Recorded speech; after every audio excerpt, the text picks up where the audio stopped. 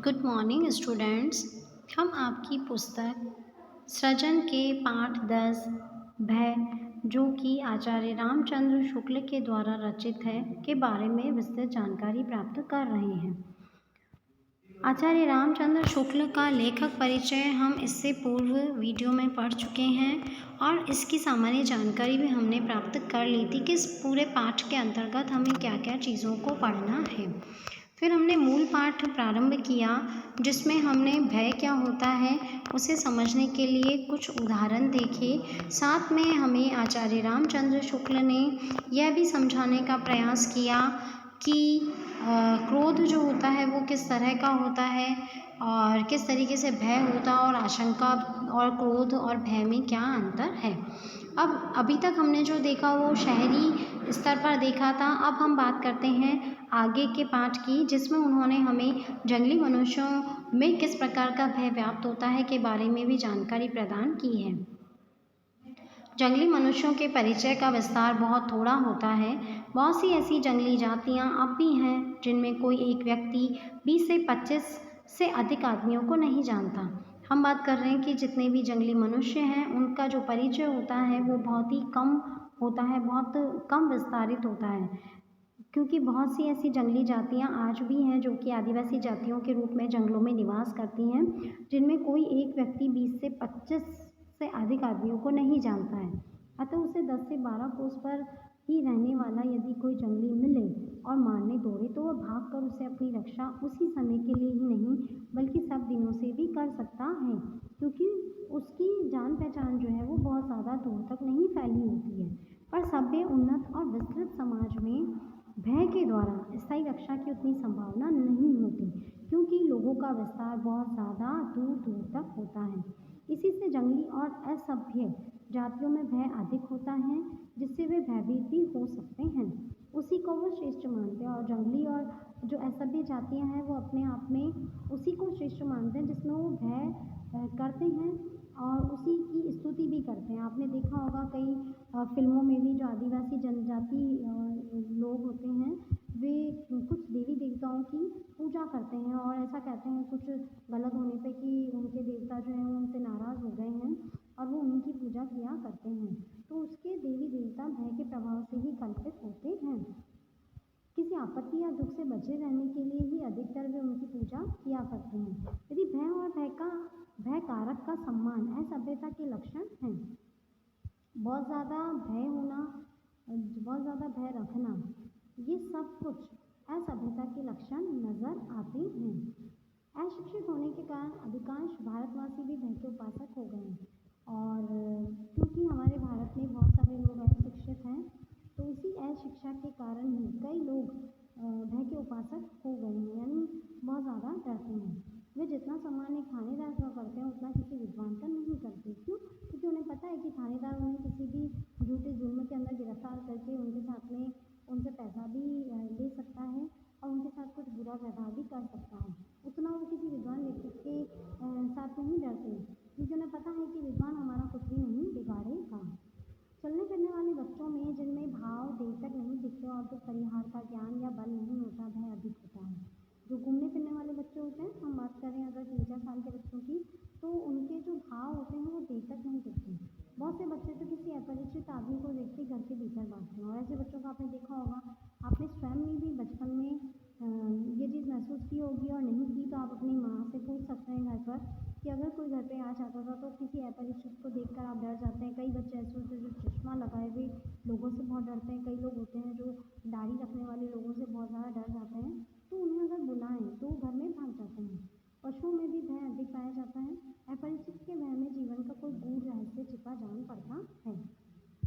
जो अपरिचित है हमसे, तो उसके साथ में हमें भय भी नजर आता है। प्रत्येक प्राणी भीतरी आँख खुलते ही अपने सामने मानो एक दुख कारण पूर्ण संसार फैला हुआ पाता है, जिसे क्रमशः कुछ अपने ज्ञान बल से और कुछ बाहुबल से थोड़ा बहुत सुखमय बनाता चलता है। जब भी व्यक्ति आँख खोलता है, यानी बचपन में हम जब पैदा होते हैं और आँख खुलती है हमारी, तो सामने हमारे बहुत बड़ा संसार हमें दुख से भरा हुआ नजर आता है, लेकिन हम अपने ज्ञान से, बल से, कुछ बाहुबल से उसे कम करने का प्रयास करते हैं और सुखमय बनाने का प्रयास करते हैं। क्लेश और बाधा का ही सामान्य आरोप करके जीवन संसार में पैर पसारता रहता है। आनंद को वह सामान्य का व्यतिक्रम समझता है, विरल विशेष मानता है। इन विशेष से सामान्य की ओर जाने का साहस उसे बहुत दिनों तक नहीं होता। हम ये बात करें कि इस विशेष से सामान्य की ओर जाने का जो साहस है वो किसी व्यक्ति में बहुत दिनों तक नहीं हो पाता है।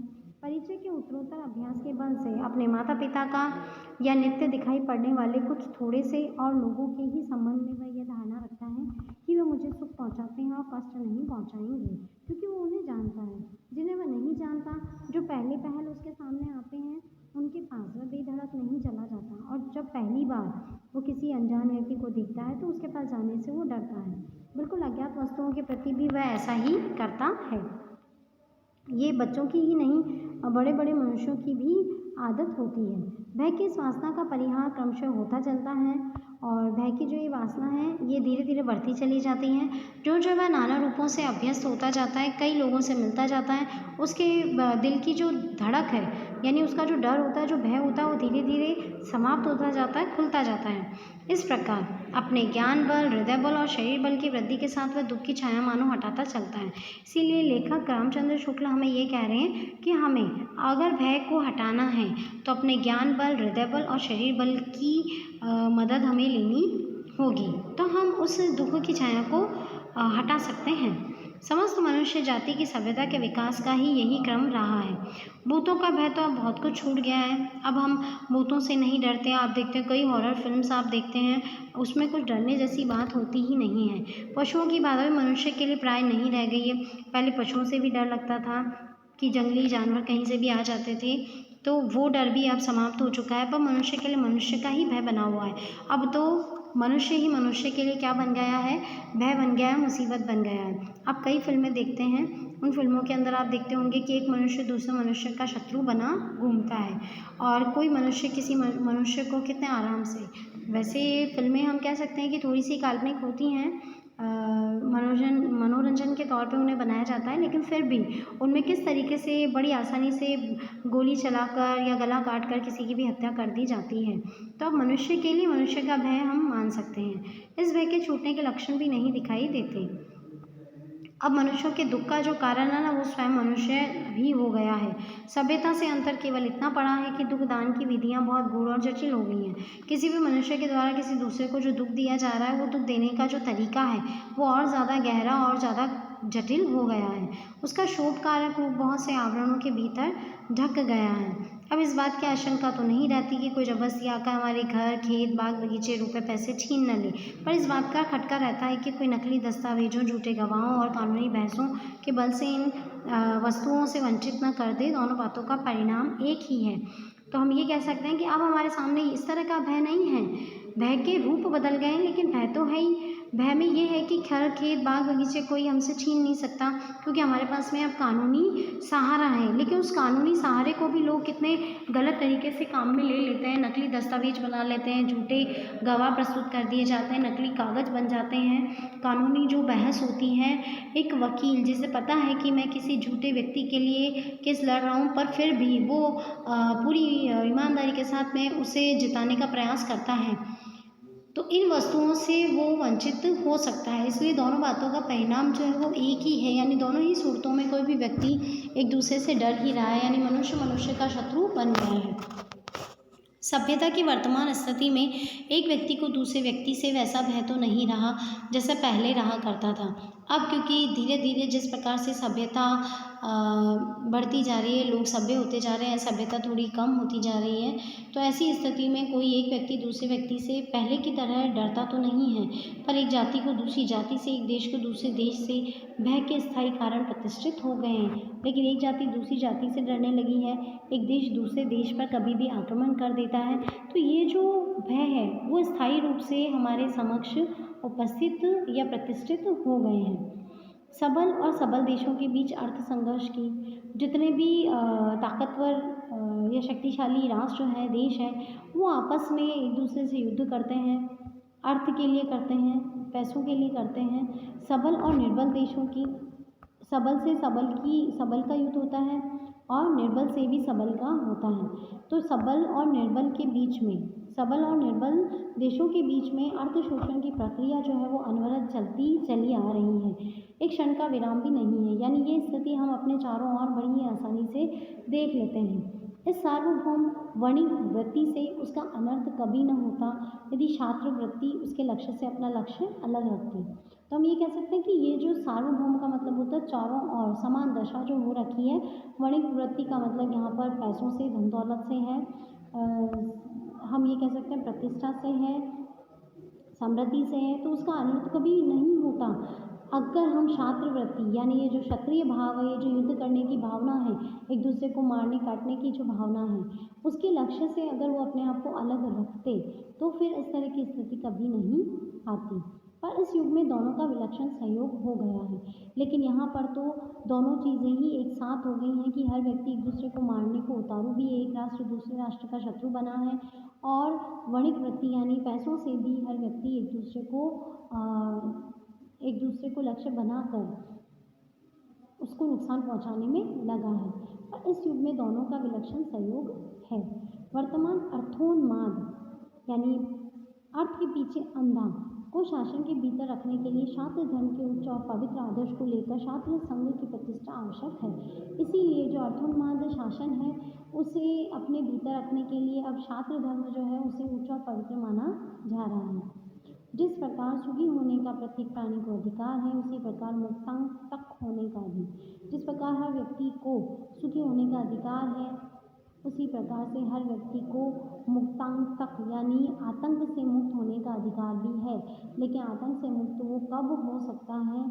पर कर्म क्षेत्र के चक्रों में पड़कर जिस प्रकार सुखी होना प्रयत्न साधते हैं, उसी प्रकार निर्भय रहना भी है। यानी कर्म क्षेत्र जो हमारी जो कर्म स्थली होती है, कर्म भूमि होती है, कर्म क्षेत्र होता है, उसके चक्रों में पड़कर जिस प्रकार से हम सुखी होना प्रयत्न साध्य मानते हैं कि हम सुखी होने के लिए प्रयत्न करते हैं, उसी प्रकार से निर्भय रहने के लिए भी हमें प्रयत्न साध होना आवश्यक है। यानी निर्भय रहने के लिए भी हमें निरंतर प्रयास करने चाहिए। निर्भयता के संपादन के लिए दो बातें अपेक्षित हैं।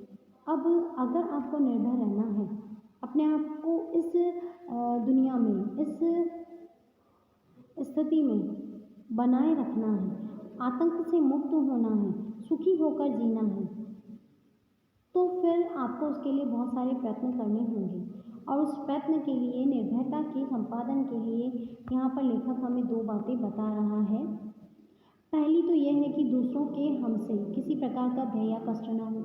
कि पहली चीज़, हमारा व्यवहार, हमारा स्वभाव, हमारी प्रवृत्ति, हमारी प्रकृति इस प्रकार की ना हो कि कोई दूसरा व्यक्ति हमसे किसी भी प्रकार के भय और कष्ट को महसूस करे, या हमसे डरे, या हमसे घबराए। दूसरी यह कि हमको कष्ट या भय पहुंचाने का साहस न कर सके। या फिर दूसरी स्थिति ऐसी है जिसमें किसी भी व्यक्ति को अपने आप को इतना शक्तिशाली, इतना बलशाली, चाहे वो शरीर से हो, चाहे ज्ञान बल से हो, चाहे हृदय बल से हो, चाहे बाहुबल से हो, इतना ताकतवर, इतना शक्तिशाली, इतना पावरफुल बना लेना चाहिए कि कोई भी व्यक्ति हमें कष्ट या भय पहुंचाने का साहस ही न कर सके, वो हमें देखकर पहले ही घबरा जाए। इनमें से एक का संबंध उत्कृष्टशील से है। इसमें से एक का संबंध उत्कृष्टशील यानी अच्छी भावना से है। अच्छी भावना के लिए पहली बात है कि हम खुद ही किसी को कष्ट ना पहुंचाएं, कोई व्यक्ति हमसे ना डरे, हमारा व्यवहार लोगों के साथ इस तरह का हो कि किसी को हम किसी प्रकार का नुकसान ना पहुंचाएं। और दूसरी का शक्ति और पुरुषार्थ से। और दूसरी जो बात कही गई है जिसमें है कि कष्ट या भय पहुंचाने का कोई हमारे लिए साहस ना कर सके, तो उसके लिए आपको स्वयं को इतना शक्तिशाली होना आवश्यक है कि आपकी शक्ति और पुरुषार्थ ऐसा हो कि सामने वाला व्यक्ति आपसे घबराए। इस संसार में किसी को न डराने से ही डरने की संभावना दूर नहीं हो सकती। आप अगर किसी को डराओगे नहीं तो ये नहीं है कि सामने वाला भी आपको डराएगा नहीं, यानी आपके डरने की जो संभावना है वो ज़रूर नहीं है कि इस स्थिति में दूर हो जाए। साधु से साधु प्रकृति वाले को क्रूर लोभियों से क्लेश पहुंचता है। कई लोग ऐसे हैं जो कि साधु प्रवृत्ति के हैं, बहुत सरल हैं, सीधे हैं, भोले स्वभाव के हैं, तो भी जो क्रूर लोभी उनके जीवन में हैं उनसे उन्हें क्लेश यानी परेशानी और दुख और डर और भय पहुंचता है। अतः उसके प्रयत्नों को विफल या भय संचार द्वारा रोकने की आवश्यकता से हम बच नहीं सकते। अतः लेखक अंत में कह रहे हैं कि उसके प्रयत्नों को विफल बनाने के लिए, यानी सामने वाला जो है वो हमें क्लेश ना पहुंचाए, उस प्रयत्न को विफल बनाने के लिए या भय संचार को रोकने की आवश्यकता से हम बच नहीं सकते। तो यहाँ अंत में लेखक ने कहा है कि हमें अपने आप को इतना शक्तिशाली और पुरुषार्थशाली बनाना होगा कि सामने वाला ही हमसे डरे, और उत्कृष्टशील भी बनाना होगा कि कोई हमें नुकसान न तो पहुंचाए और न हम किसी को नुकसान पहुंचाएं। तो आपका ये जो पाठ है भय यहाँ पर समाप्त हो गया है। आशा करते हैं आपको ये पाठ अच्छी तरह से समझ में आ गया होगा। अब हम इसके प्रश्न और उत्तर देखते हैं। सबसे पहले है वस्तुनिष्ठ प्रश्न। दुख या आपत्ति का पूर्ण निश्चय न होने पर कौन सा मनोभाव होता है? तो उस समय हमें आता है क्रोध। दूसरा है कल तुम्हारे हाथ पांव टूट जाएंगे, ऐसा वाक्य सुनकर क्या अनुभूत होगा? ऐसा वाक्य सुनकर हमें भय होगा, और अगर हमें ये पता हो कि ऐसा कौन करने वाला है तो हमारे मन में क्रोध आएगा। अब है अति लघुत्रात्मक प्रश्न। पहला प्रश्न, साहसी व्यक्ति कठिनाई में फंस जाने पर क्या करता है? साहसी व्यक्ति पहली चीज़ तो डरता नहीं है, और अगर फंस भी जाता है तो वो उसके लिए बड़ी निर्भयता के साथ में प्रयत्न करता है। भय क्या है? भय ऐसी स्थिति है जिसमें कोई भी व्यक्ति दुख या आपत्ति का निश्चय होने पर डर जाता है। क्रोध और भय में क्या अंतर है? क्रोध में हमें बात पूर्ण पता नहीं होती है, और भय में हमें पता नहीं होती है और क्रोध में हमें पता होती है, जिसके लिए हमें लेखक ने उदाहरण भी दिए हैं। जब भय भूलता में कब बदलता है? जब भय निरंतर आदत के रूप में हमारे जीवन में आ जाता है तो वो भीरुता में बदल जाता है। ऐसी कौन सी भीरुता है जिसकी प्रशंसा होती है? तो ऐसी भीरुता धर्म भीरुता है जिसकी लगातार हमारे समाज में प्रशंसा की जाती है। आशंका और भय में अंतर। आशंका में हम आशंकित होते हैं, हमें पता नहीं होता, और भय में हमें पता है। इसमें लेखक ने हमें दो अलग अलग उदाहरण दिए हैं। जैसे अगर आप घने जंगल से जा रहे हो और आपको पता है कि इस जंगल में चीता है, तो हमें क्या होगा? आशंका होगी। हम चलते चलेंगे, धीरे धीरे कदम रखते जाएंगे, लेकिन फिर भी आशंका के साथ में। और अगर हमें शेर की दहाड़ सुनाई दे जाएगी तो वहाँ पर हम भयभीत हो जाएंगे और हमारा एक भी कदम आगे या पीछे नहीं जाएगा। दूसरा है व्यापारी द्वारा नया व्यापार शुरू न करने, पंडित का शास्त्रार्थ में भाग न लेने का मूल कारण क्या हो सकता है? दोनों ही स्थितियों में हम ये कह सकते हैं कि व्यक्ति असमर्थता, अक्षमता रखता है। व्यापारी असक्षम है इस चीज़ से कि अगर उसे नुकसान हो गया तो वो उस नुकसान से बचेगा कैसे, और उसे अपना पैसा डूबने की चिंता होती है। पंडित को अपमान सहन न करने की अक्षमता है, और उसे ये होता है कि अगर मेरा अपमान हो गया, मैं शास्त्रार्थ में हार गया तो मैं क्या करूँगा। तीसरा प्रश्न है भय की अधिकता किसमें रहती है? तो हम ये कह सकते हैं कि भय की जो अधिकता है वो जो जंगली लोग हैं, जो असभ्य हैं, उनमें ज़्यादा मिलती है। सभ्य और असभ्य प्राणियों के भय में क्या अंतर है? सभ्य और असभ्य प्राणियों के भय में अंतर हमने इस पाठ में देखा है। आप वहाँ से उस उदाहरण को ले सकते हैं। निबंधात्मक प्रश्न। दुख की छाया को हटाने के लिए व्यक्ति किन बलों का उपयोग करता है? इसको मैं आपको शॉर्ट में बता रही हूँ, लेकिन इसको आप विस्तृत रूप से लिख सकते हैं। इसमें हम ये कह सकते हैं कि हम शरीर बल का, यानी बाहुबल का, हृदय बल का, और 3 तरह के जो बल हैं इस पाठ में आए हैं, उन तीनों बलों का उपयोग कर सकते हैं। सभ्यता से केवल अंतर इतना पड़ा है कि दुखदान की विधियां बहुत गूढ़ और जटिल हो गई हैं। पंक्ति का आशय स्पष्ट कीजिए। इस पंक्ति के आशय में हम ये कह सकते हैं कि जो हम सभ्य बने हैं उसमें सिर्फ इतना सा अंतर हुआ है कि हमारा जो दुख देने का तरीका है ना वो बदला है। जैसे अगर लोग किसी का कुछ छीन लें, लूट लें, तो वो चीज़ ख़त्म हो गई है, लेकिन फिर भी अब नकली दस्तावेजों के माध्यम से, झूठे बयानों और गवाही के माध्यम से लोगों तक दुख पहुंचाया जाता है। भय के साध्य और असाध्य दोनों रूपों को सावधान समझाइए। भय के साध्य और असाध्य, साध्य में ये है कि जिसमें हम भय से बचने के लिए प्रयत्न कर सकते हैं, और असाध्य वह है जिसमें प्रयत्न नहीं किया जा सकता। तो इसमें हम शेर के उदाहरण को ले सकते हैं। मनुष्य के भय की वासना का परिहार कैसे होता है? मनुष्य में भय की वासना का परिहार इस प्रकार से होता है, जैसे लेखक ने यहाँ पर हमें बचपन का उदाहरण दिया है कि जब बच्चा छोटा होता है तो वो हर किसी को या अनजान व्यक्ति को देखकर डरता है, और धीरे धीरे जैसे जैसे वो बड़ा होता है वैसे वैसे उसका भय निकलता जाता है। लेकिन जब मनुष्य का कोई नुकसान पहुंचाने लगता है तो उसमें भय की वासना हो जाती है। निर्भयता के लिए शुक्ल जी ने क्या उपाय बताए हैं? निर्भयता के लिए शुक्ल जी ने हमें अंत में 2 उपाय बताए हैं। उसमें से पहला उपाय ये है कि हम इस तरह का व्यवहार करें कि हमसे कोई डरे नहीं। हम किसी व्यक्ति के साथ में इस तरह का व्यवहार रखें कि सामने वाला हमसे ना डरे, हमारा व्यवहार इस तरह का हो। और दूसरा उपाय उन्होंने ये बताया है कि हम इस तरह का व्यवहार जो लोगों को डराने का होता है, तो उसमें उन्होंने दूसरा उपाय हमको ये बताया कि हम अपने आप को इतना शक्तिशाली, इतना पुरुषार्थ वाला बना लें कि कोई हमें डरा ना सके। तो पहला जो है उसमें तो उत्कृष्टशील की भावना नज़र आती है और दूसरे में शक्ति और पुरुषार्थ की। निम्नलिखित गद्यांश की सप्रसंग व्याख्या कीजिए।